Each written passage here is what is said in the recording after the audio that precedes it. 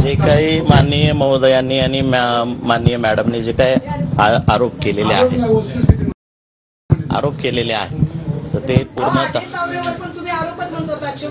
Madam आता मी बोलतो हे जे आरोप केलेले आहेत हे पूर्णतः चुकीचे आरोप आहेत। याच्यामध्ये तरी सुद्धा एक विभागाचा प्रमुख म्हणून जिल्हा प्रमुख म्हणून यामध्ये जर अशा पद्धतीने जर काय कुठे होत असेल किंवा काय असेल तर याबाबत चौकशी याबाबत मी करेल आणि जो कोणी दोषी असेल वगैरे याच्यामध्ये कोणी दोषी आढळून येत असेल तर त्याच्यावरती सुद्धा ॲक्शन घेतली जाईल।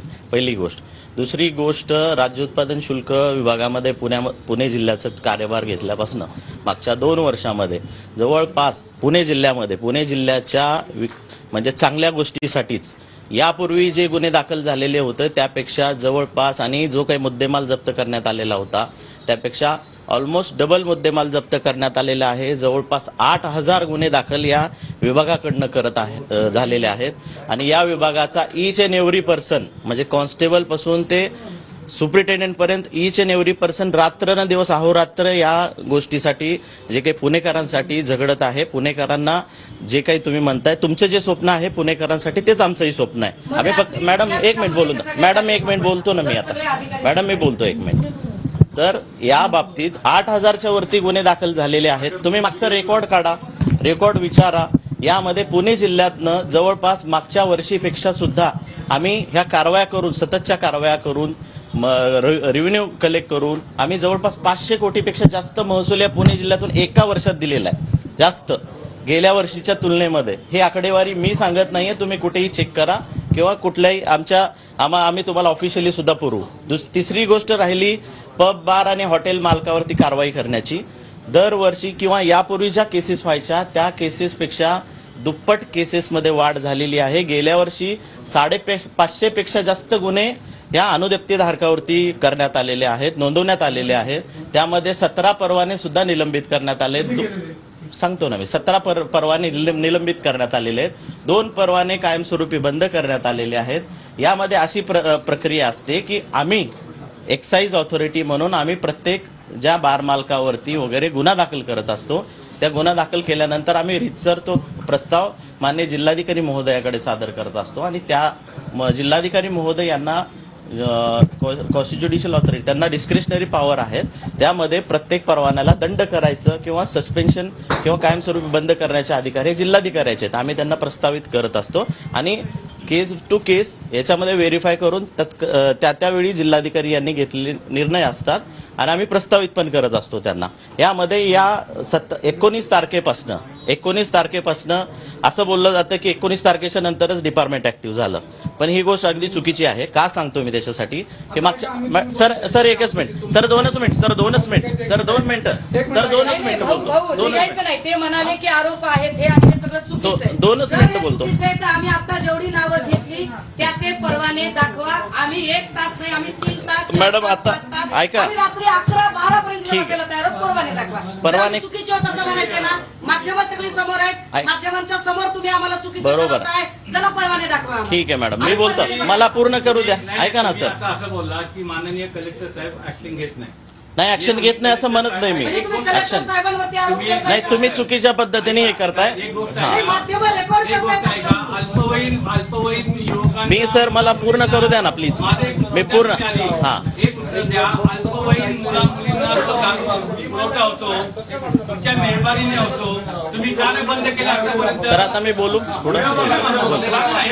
आतापर्यंत आम्ही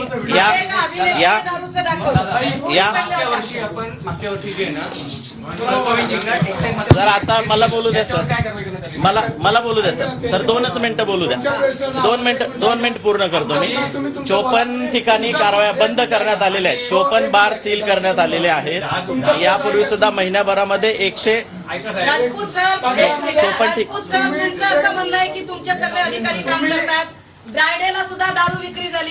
त्याच्यावरती कारवाई होते, कारवाई झालेली आहे, एंट्री फीचे प्रत्येकी 5,000 कारवाई झालेली आहे मॅडम. ते त्यांनी जी तक्रार केली होती त्यावरती आम्ही कारवाई केलेली आहे, तुरंत लगेच कॉग्निझन्स घेतलेला आहे. त्यावरती तुम्ही जी तक्रार केली त्यावरती कारवाई केलेली आहे. माझ्याकडून तुम्ही नंतर घ्या, कारवाई केलेली आहे एक गोष्ट आहे आम्ही. का? सर एक साधं उत्तर सर पुण्यामध्ये हे पब आहेत, बार आहेत, सर्व आहेत, मान्य तुम्हाला? Yes sir. म्हणजे FL3 लायसन म्हणतो आम्ही. FL3 चे लायसन घेणं प्रत्येकाला आहे का नाही, एवढं उत्तर द्या मला. FL3 लायसन आहे, आम्ही प्रत्येकाला. जेलला. मी तुम्हाला एकदम जाणीवपूर्वक गांभीर्याने विचारतो, पुण्यातील प्रत्येक बार परमिट रूपला FL3चं लायसन आहे का नाही? प्रत्येक बारला FL3 लायसन्स आहे. अच्छा, जर नसलेले तुम्हाला किती दाखवू? जे आहे ते अवैध असतील त्याच्यावरती कारवाई पण केलेली आहे. कारवाई केली मॅडम कारवाई केली. दुसरी गोष्ट. कारवाईचा आलेख बघा. दुसरी गोष्ट. कारवाई केलेली. हा. दुसरी गोष्ट, माझ्याकडे बारचं परमिट रूमचं लायसन आहे, ते एका रूम साठी असतं, एका रूम साठी. हो. आणि एकाच प्रिमायसेस मध्ये 5-5 बार चालतात. तुम्ही का चालून दिले इतक्या वर्ष? ऍक्शन घेतली ना सर. काय action घेतली? आणि जे जसे जसे तक्रारी येतात तशा पण ऍक्शन घेतो सर. आज पुण्यातला एक सुद्धा असं परमिट रूम का बार नाही की लायसन एका खोलीपुरतं असतं. 550 आणि cases 5-5 केलेत सर आम्ही. प्रत्येक ठिकाणी ही परिस्थिती आहे. 550 हे केसेस बघा, केलेले तुम्ही आहेत. साहेब ऐका ना, जे तुम्ही अशी वस्तुस्थिती खोटं मला सर बोलू नका. स्पेसिफिक बोलू नका. सर स्पेसिफिक मला सर आता मी चला आता आमच्याबरोबर चला. नाही सर मी स्पेसिफिक चला, ऍश्युरन्स आमच्याबरोबर. ऐका सर ऍश्युरन्स देतो मी. एक शब्द आपण एक सुद्धा ऐका सर. हे ऑफिशियल नाहीये. ठीक आहे सर, आताही तुम्ही मला लिस्ट द्या, आमचे अधिकारी कारवाई करतील. जर कारवाई केलेली नसेल तर कारवाई करतील. अहो यांना आपण त्याच्यावर हे काय करतात माहिती का? फक्त पैसे घ्यायचं काम करतात का काय? कारवाई आम्ही केलेली आहे आणि इथून पुढे पण कारवाई करू आम्ही. हे सरकार बुलडोझर लावणार आहे ना. चला आम्ही तुम्हाला अवैध दाखवतो, लावा बुलडोझर लगेचच. आम्ही लगेच दाखवलं त्याला. कुठे parking आहे सांगा मला. अहो विधान पार्किंग आहे, तुम्ही परमिशन दिलेले कुठे पार्किंग आहे? नियमावलीनुसार सर्व लायसन दिले गेलेले आहेत यापूर्वी सुद्धा. मी एवढं खोटं बोलताय, मी एक प्रशासकीय अधिकारी आहे, जबाबदारीने बोलतोय सर. मी जबाबदारीने बोलतोय. पार्किंग पण नाहीये. कॉलेजच्या समोर बार चालतो, ते कसं चालतं? नाही, विद्यापीठ